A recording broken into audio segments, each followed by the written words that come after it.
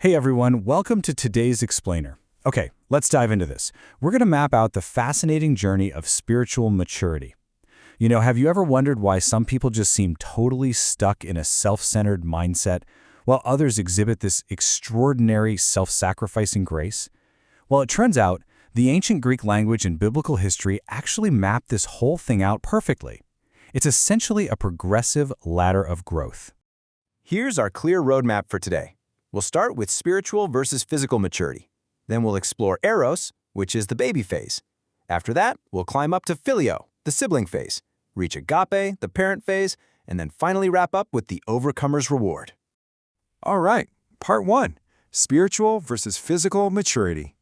So throughout history, physical adulthood absolutely does not automatically equal spiritual adulthood. I mean, we totally get physical maturity, right? We wouldn't let a toddler drive a car on the freeway, and there's no way we'd elect a 10-year-old to run a nation.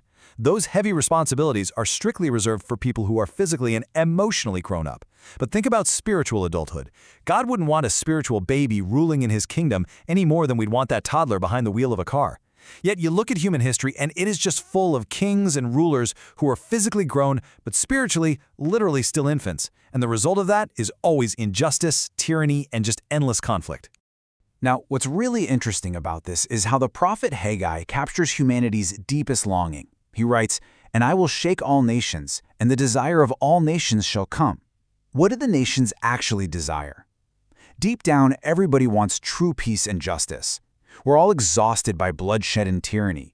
But selfish leaders, the rulers who want to be served rather than to serve, they just can't deliver that peace. Guys like that are totally disqualified from ruling in God's kingdom. So how do we actually become qualified? Well, we have to climb the developmental ladder, and Israel's 3 ancient festivals perfectly illustrate the sequential steps of our spiritual growth. We've got Passover, Pentecost, and the Feast of Booths or Tabernacles. These aren't just historical events, they're an actual blueprint for how a person moves from being a spiritual infant to a completely mature spiritual adult. Let's look at part 2, Eros, the baby phase. This brings us to the very first step of our spiritual development, Eros. The Greek language is incredibly specific, way more so than English, where we just throw the word love around for everything. Eros is the absolute most immature type of love. It is completely self-centered. It's a love based on desire, usually physical, and it's characterized entirely by taking rather than giving. In fact, it is so self-serving that the word eros isn't even used a single time in the entire New Testament. It's for takers, not givers. To really wrap your head around Eros, just think of a demanding baby. When a newborn arrives, the whole world revolves entirely around them. Hungry? They cry. Wet? They demand to be changed right now. A baby has literally zero concept of putting themselves in their exhausted mother's shoes. The baby doesn't care if mom hasn't slept in 3 days. They honestly believe everyone else exists purely to serve them. And sadly, some adults live their entire lives stuck right in this stage, basically operating as full-time takers.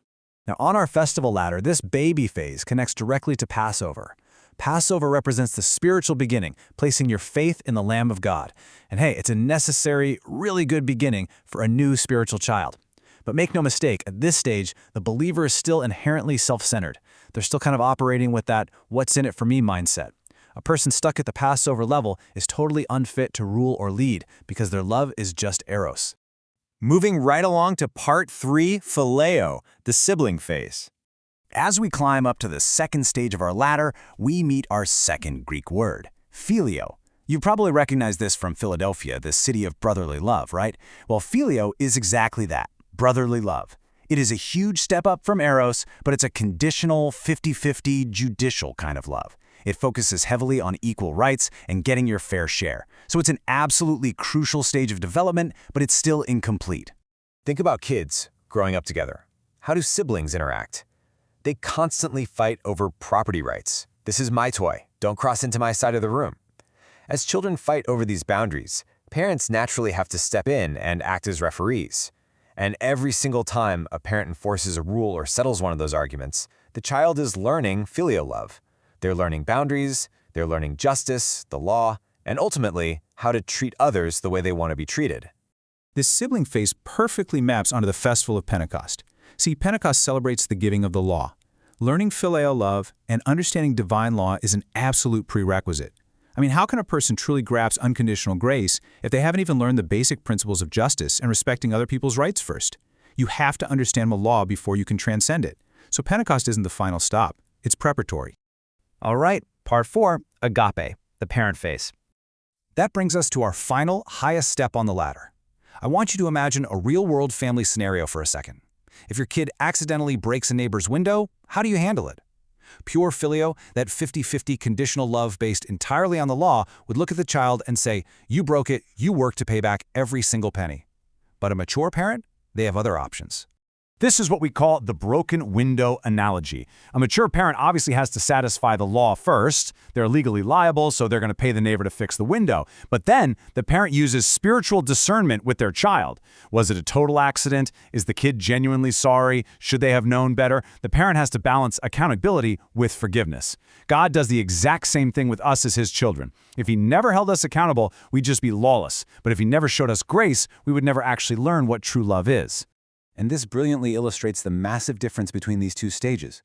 Phileo is conditional. It's 50-50. It relies on the strict letter of the law, and it operates just like a sibling. But the higher stage, agape, is unconditional. It's self-sacrificing. It operates in grace, and it acts like a mature parent. The law requires me to love my neighbor as myself, but Jesus commanded us to love more than ourselves, to actually lay down our lawful rights for the sake of others. This ultimate, self-sacrificing love is agape. It is the unconditional love of God, and it's the ultimate goal of our spiritual maturity, because it goes completely beyond mere lawful rights. Agape doesn't just sit there and ask, well, what's fair? No, it asks, how can I show mercy, grace, and forgiveness?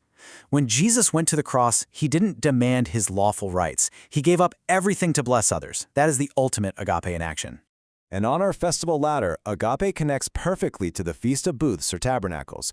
This represents the absolute pinnacle, the ultimate goal of both history and our own individual spiritual development. At this stage, the believer has finally learned the mind of Christ. They know how to perfectly balance justice with mercy, which makes them uniquely qualified to actually rule and lead.